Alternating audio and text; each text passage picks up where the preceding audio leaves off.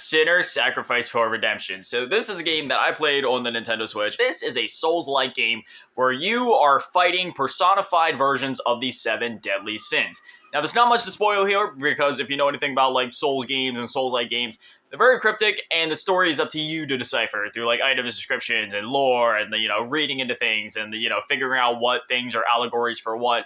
But again, it's kind of easy to figure out what the allegories are, as these are the 7 deadly sins. Now, thankfully, this isn't like some indie Souls-likes where they try way too hard to be like overly difficult and end up becoming unfair. All of the bosses in this game, they feel straight out of a Souls game. I'm just gonna be honest with you. Like, they are perfectly tuned. They aren't too hard. They aren't too easy either. They're perfectly tuned in the Dark Souls sense, where they're difficult, but they're fair. Like, when you die, you know when you're making a mistake. You figure things out rather quickly as to, like, okay, this is how I need to defeat this boss. But again, it's never, like, spoon-fed to you as to how you need to do what. You have an initial tutorial at the beginning that teaches you how to run, how to attack, how to dodge, etc.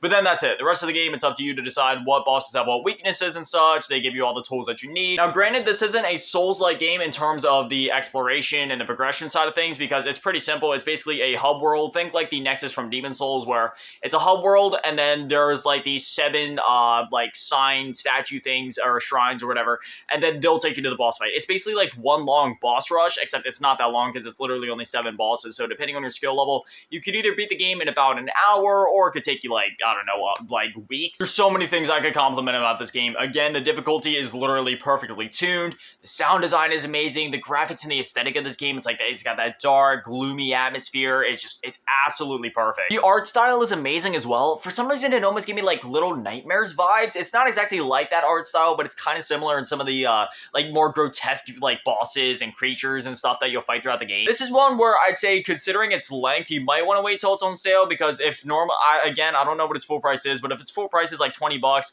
considering the fact that you can beat it in 1 hour, that might deter some people. For me personally, I don't really care about price. For me, it's always, quality over quantity. I'm more than happy paying $70 for a game, even if it's only like 3 hours long, as long as those 3 hours are good. Even then, I'm the type of guy where I always love experiencing new things. So even if I paid like $70 for a game and it's only like 3 hours, but it sucks, I'd still be happy, because I'd be like, hey, that was an experience. Some people might call it low standards. I just like to think that I have an open mind. That's just how I am. I take things at face value and I enjoy them for what they are. But considering that, if you have Souls experience, you might be able to beat it really fast. And if, like, price to quantity of content matters to you, you might want to wait till it's on sale. Just, wait till it's on sale for like $5 maybe, pick it up then like $3 for an hour, that seems fair. But I have a feeling it's going to take more like people more than an hour to beat this game. I could see it easily taking somewhere between like 5 to 6, maybe even more hours to beat the game. Because, it is just like a boss rush per se, but there is still like some exploring to do, and there is still a bit of a learning curve to the game.